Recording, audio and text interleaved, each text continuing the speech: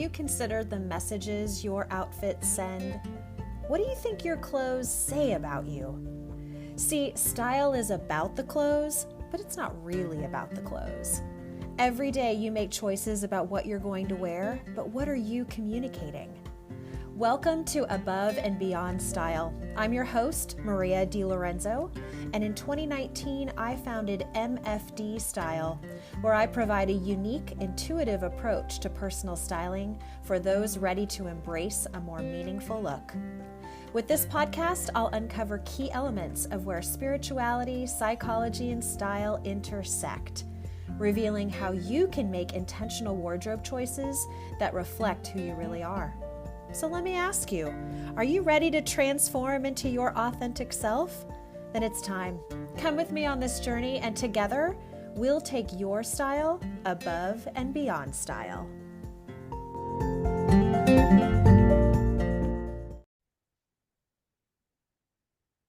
Hey everybody, welcome back to Above and Beyond Style. We are in season 5, and as you know, we're talking all about like big change energy and trying to help us tap into these like little steps that we might be able to take to introduce our style in a new and comfortable way, or in a way that just actually might feel a bit more authentic to who we are.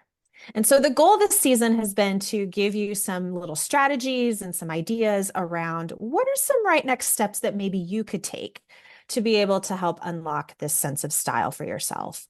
And I'm a firm believer that sometimes it's the small things that help us do the big stuff. So by taking these small steps, we're hoping that you will start to see some great and new ways that your style is unfolding for you.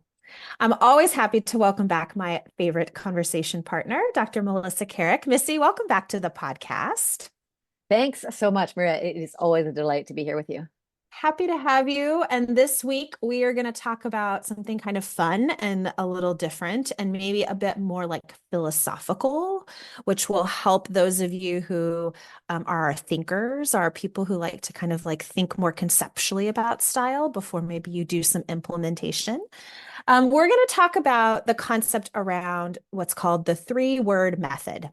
And this is not a phrase that I came up with. This is actually one that you heard us talk about in a previous episode around the wrong shoe theory. You heard us talk about New York stylist Alison Bornstein, and she has this concept of the 3-word method. And it was one that, if you are familiar with the new book that she has written, it's called Wear It Well. I think it was released last year in 2023.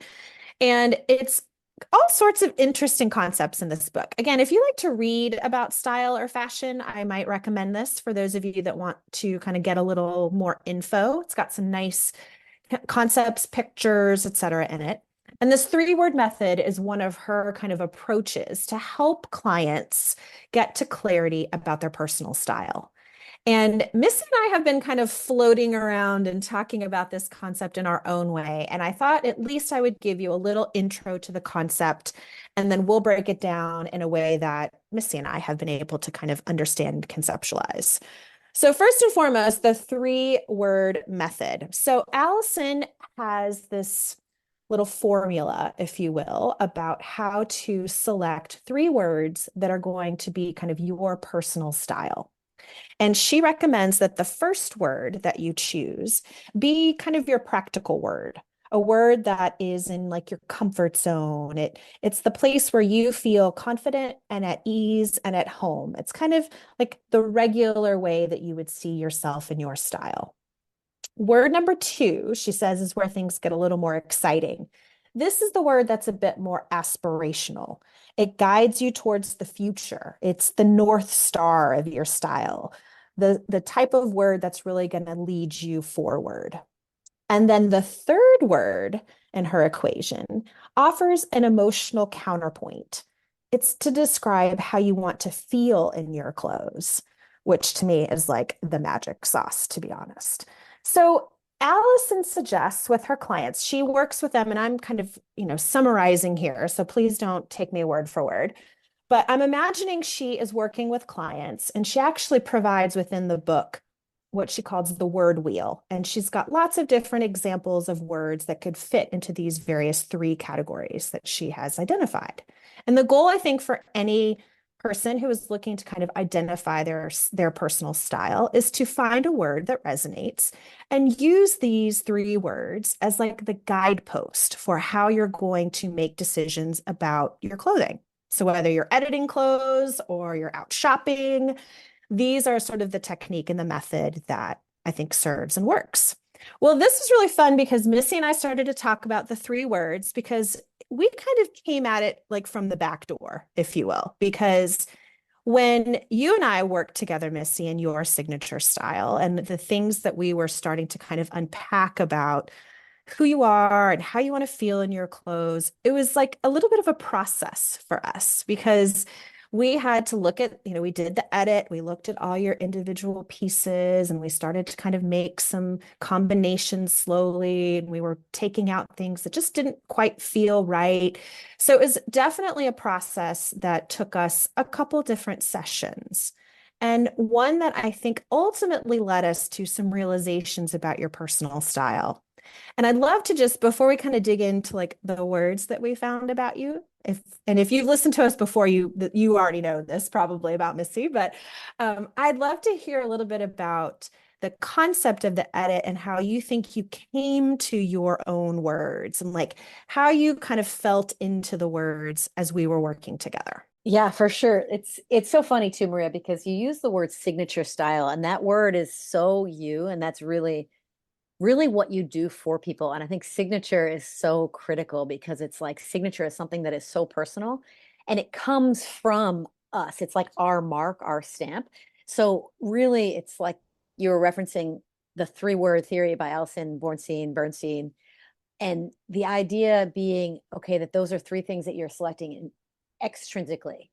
And what you're really doing is helping work from the inside out. So, I'm a big fan of your work. And that's like a big reason why is because it's inside out style or it's like Mm, intuitive style. So, really coming to that idea of like signature, it was actually having you as a mirror to really reflect what is already there emanating from me and cleaning out the closet, essentially, like literally and figuratively, of getting some of the things out of the way so that I could see clearly. And actually, it's not even see clearly, it's feel clearly. mm. Because really coming to that, it was, you were holding up things in the edit, for example, and you had me either put them on or you had me like hold them up to me. And it was just noticing what is my body telling me, what's physically happening so that I could actually observe myself with that. So it's almost like truing the wheel and Mm. continuing to true the wheel with this doesn't feel good or wow, this feels awesome. And I don't know if you wanted me to share about like the word that you came up with in that particular session. Yeah, I want to actually pick up before Mm. we go into that because of who you are and what you do and how you serve people on this planet, that you truly have such a specific skill and your own intuitive gift around understanding people's bodies and kind of what they're communicating and where they're holding tension and what does that say about their emotive self, right? And I think what's really cool about this, and you already tapped into this about observing your body and paying attention to these perhaps micro expressions that are being communicated when we put certain things on our body and recognizing if it does or doesn't work or it doesn't feel good or it does feel good. And I'm wondering if you can talk a little bit more about that from your perspective and your own expertise. Yeah, thank you. This is something that's so exciting to me and so interesting because it's what I do professionally as a chiropractic physician who was originally trained as a chiropractor. And then I do a technique called neuroemotional technique that actually works really with the emotions that are not just about the cortical or the rational brain, but it's really the non-rational brain that's at play. So it's interesting to see how the interplay of that comes out in our physiology. And the physiology can be things like sweating or tears or muscle tension, but literally even our posture. So I think we may have mentioned in a previous episode, one of the things with posture, it's fascinating. It's like you can tell what's someone's mental profile by their posture. So you see people that are not feeling so great, or maybe even a little depressed, and they're slumped over. And literally, the part of the brain, and this the part of the brain that is responsible for our upright, really extensive posture, which is even the posture of Da Vinci's Vitruvian Man, right? It's like that ultimate full expression, standing upright, arms open, like open, and we could say open to life. So Mm. that's our ultimate human expression. And that's when the frontal lobe is online. Now, what's really interesting is that this matches our development as humans. So we start out in the fetal position because that frontal lobe, that brain is not developed. And then as we learn to crawl, we start to develop higher centers of the brain. We start to develop those extensors. We start to be able to arch our neck, which is why crawling is essential actually to proper curvature of the neck. Um, it's also essential to proper brain development. So then we go from that to that upright posture slowly when our frontal lobe is actually starting to develop. And when that happens, that's when reason is there. That's what makes us distinct from animals. So the idea is that when we're most fully human, that's online, we're in that extension posture, right? We're totally upright. What's interesting is when we get sad, when we get injured, when we get depressed, and I wish you could all see me now because I'm sort of doing this as we're talking, the body starts to go into that kind of fetal position. And we see people that way when they're in pain. We see people that way when they're depressed or not feeling as much like themselves, or maybe if you're on the East Coast when it's a really gray day and it's been gray nonstop for like 10 days in a row. So we look at then that same thing when we put on a piece of clothing, or we can look at this across the board in our life, right? So this podcast is above and beyond style. I mean, this is style. And that's the lens that then taking to other areas of life. So when you're around people, how do they make you feel? Are you upright in your body? Are you smiling? Yeah. And when you're with your closet, okay, and you put something on, are you standing upright? Or as my sister says, stand like you like it if I'm trying something on. If I'm not standing like I like it, then okay, it's a no. Got to get it out of there. Or I'm just getting used to this idea of a new style. I got to Yeah. actually move around in it. The same is true for our micro expressions on our face. Mhm. So it's the work of John Eichmann, actually. It's interesting.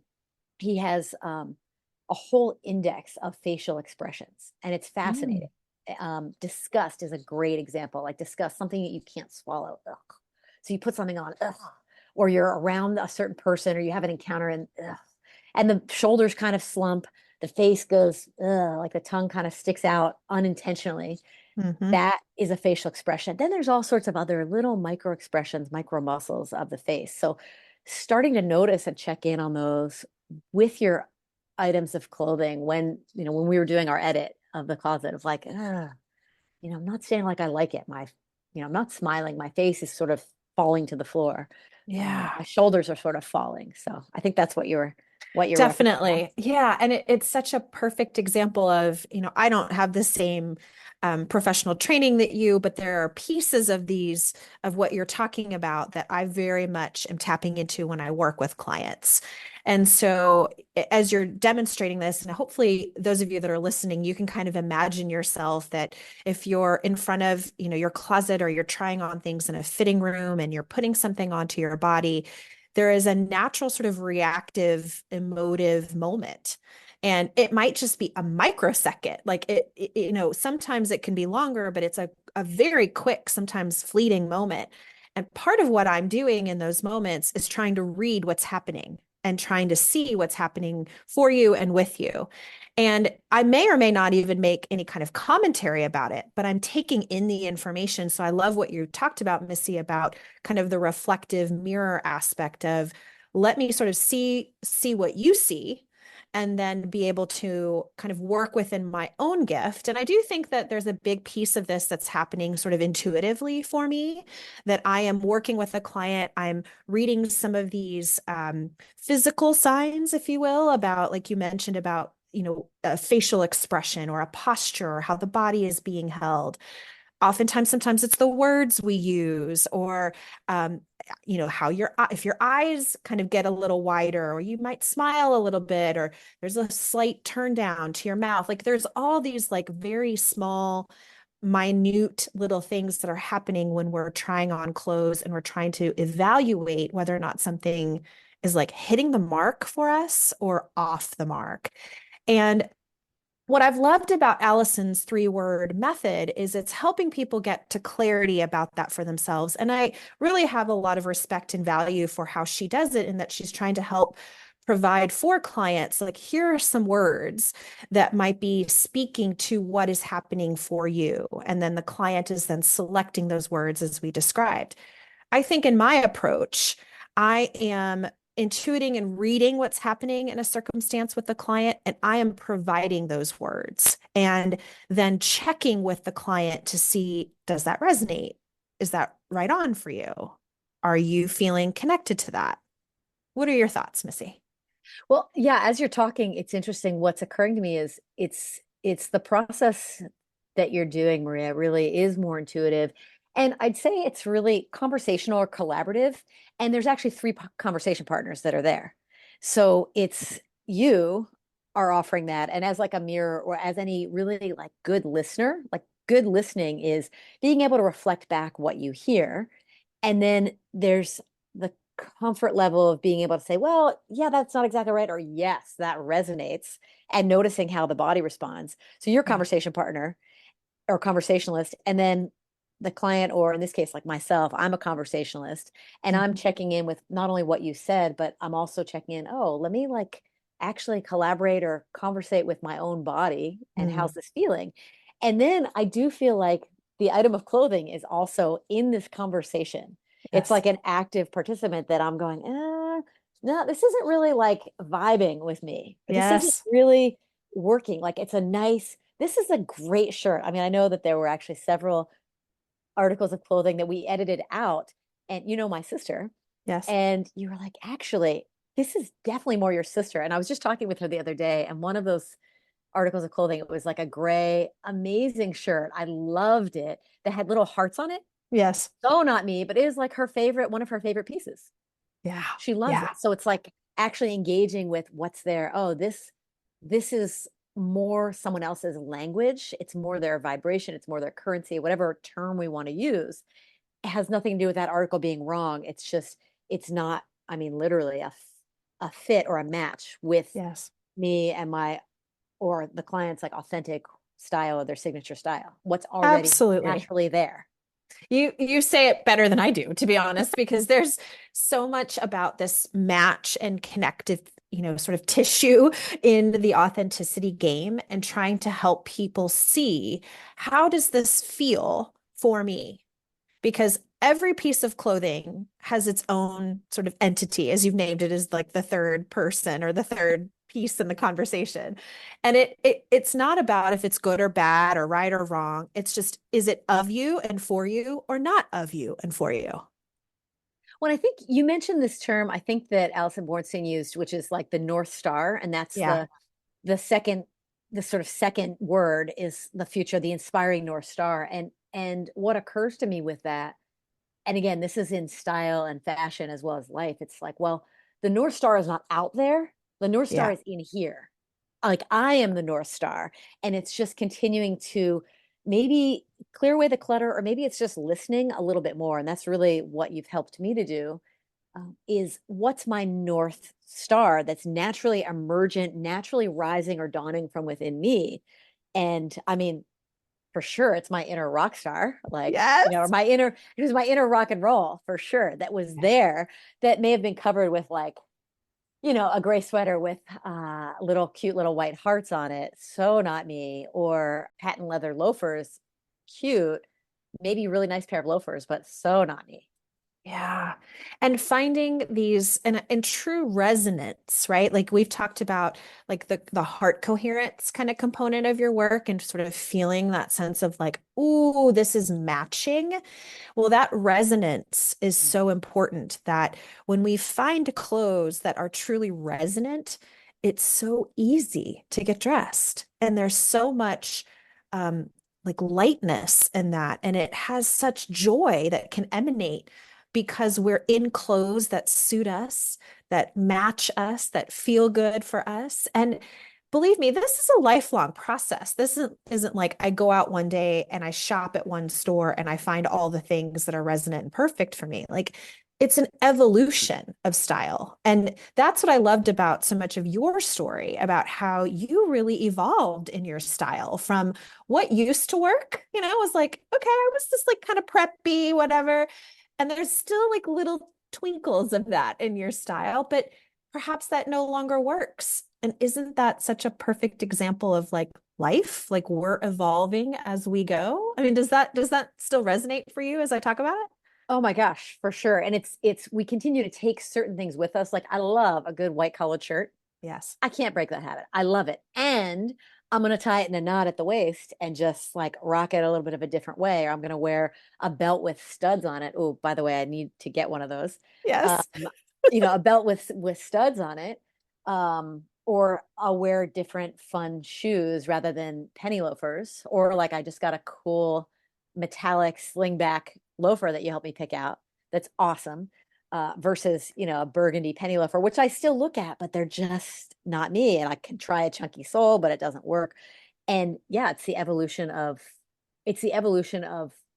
life and continuing to lean in and trust that more and Yeah. more. And I still will text you with a picture. I'll still get something home and go, well, I don't know, or look at something in my closet that I've had for a while and go, I don't really know that this works for me. Let me put it on. Let me see how I feel. And for me, it's the process of continuing to access best self or reflect on best self. And this was we had a recent example of this actually, where you were trying a new style of denim, right? Yeah. We were exploring as all of us are right now, because denim is like one of the hot topic, crises, to be honest. Every time I talk to a client, they're like, what denim am I supposed to be wearing these days? We're in a bit of a hodgepodge of denim right now. And so there's basically every silhouette, shade, cut, filter. I mean, you can't even imagine, like when I start to talk to people about denim, they get a little like glassy eyed and are like, like I can't focus on what's happening here because there's too much going on.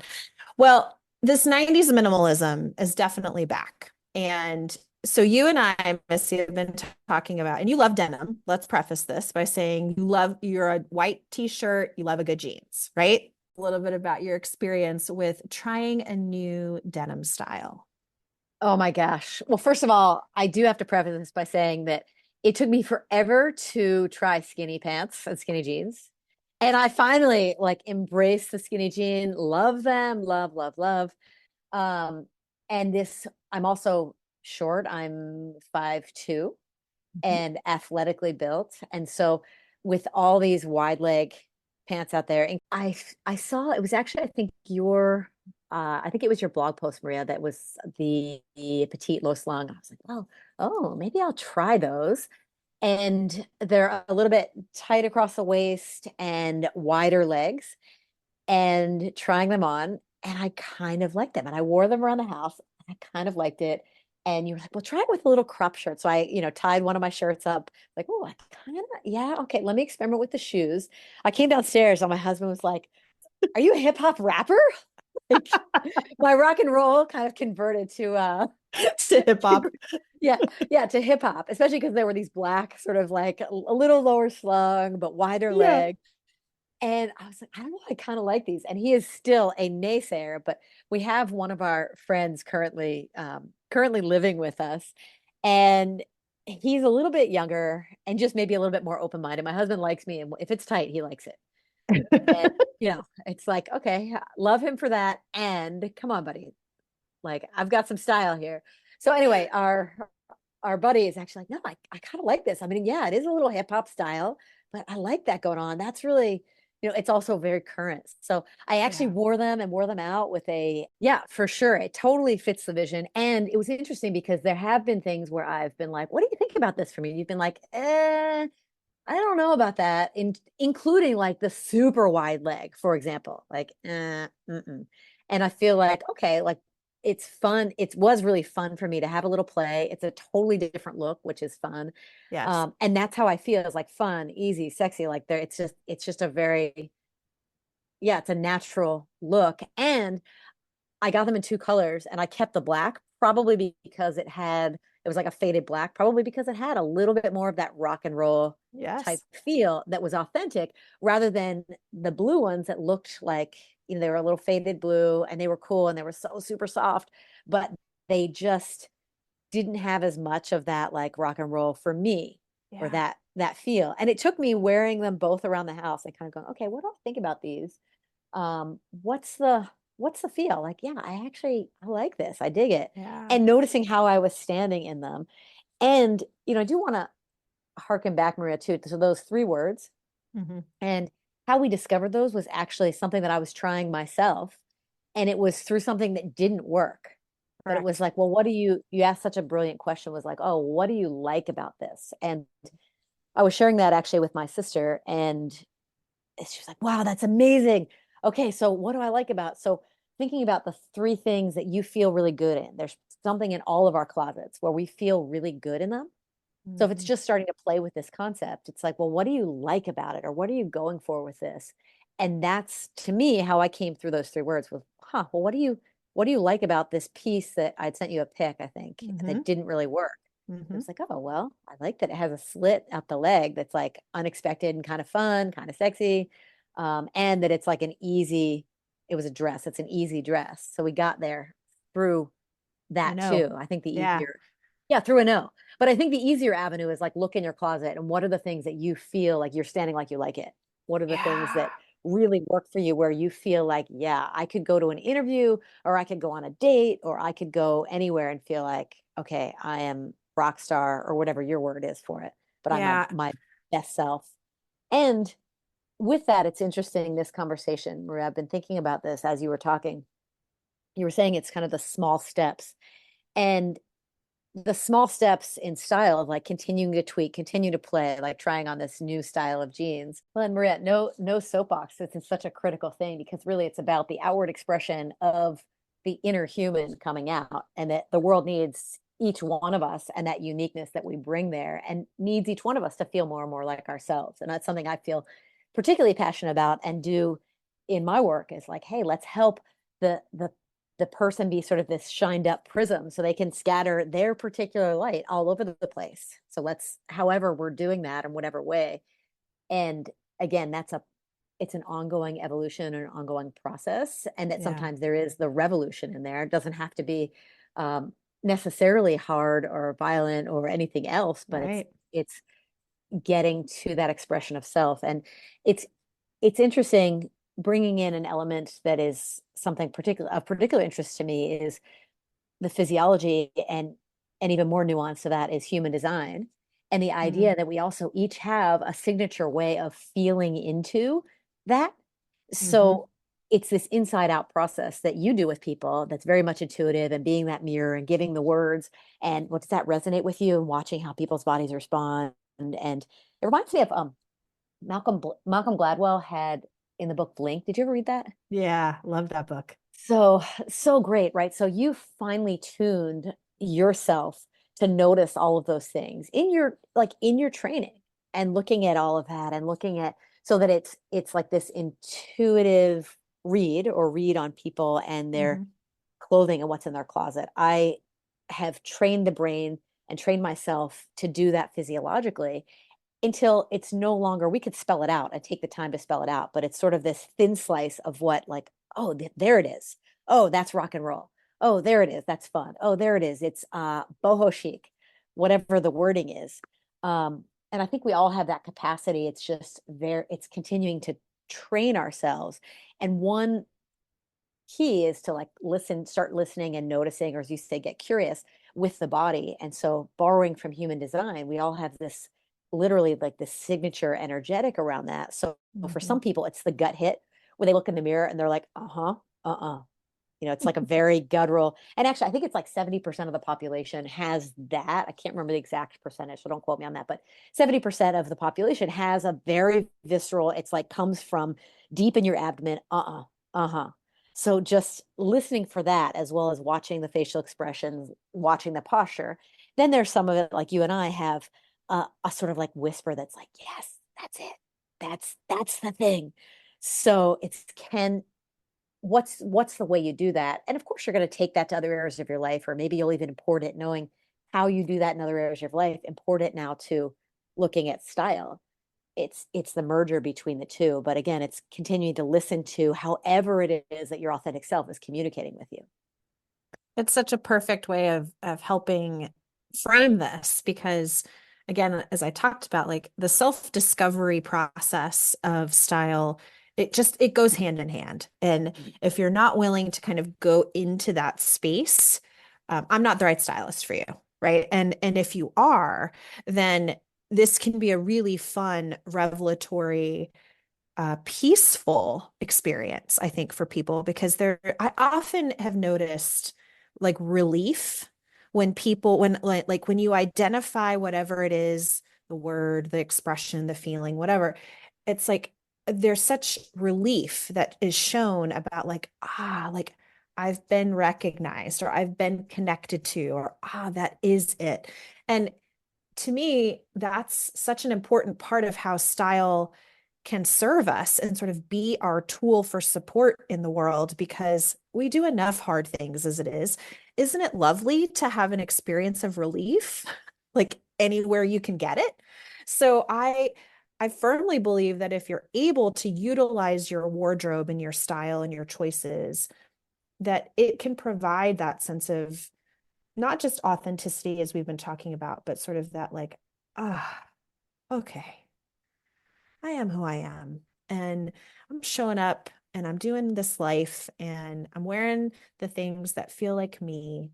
And it doesn't have to be complex or hard or big or fancy or like if you're a white t-shirt and jeans kind of girl and you want to rock that every single day of your life and you feel like you like go for it. What a lovely, relieving like realization to be like in your life that way.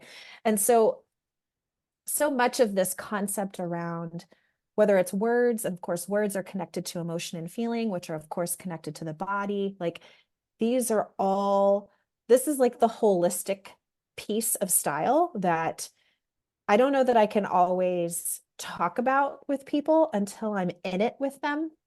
And sometimes if you are interested in working with a stylist, there's lots of different people in the world who do this differently. So I just want to reinforce like my approach. And I loved this 3 word method that Allison talks about and sort of how I have like a departure from her approach, but it lands us in the same place where it's a tool that's going to support you.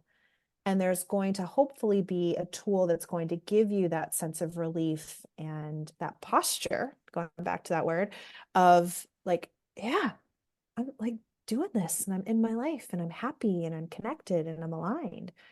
And I think we all deserve that. So I don't know. This feels like an important piece of the small step. It feels like it could be much bigger, like the implications feel much bigger, but the small step of utilizing and connecting with words that really speak to who you are and your style.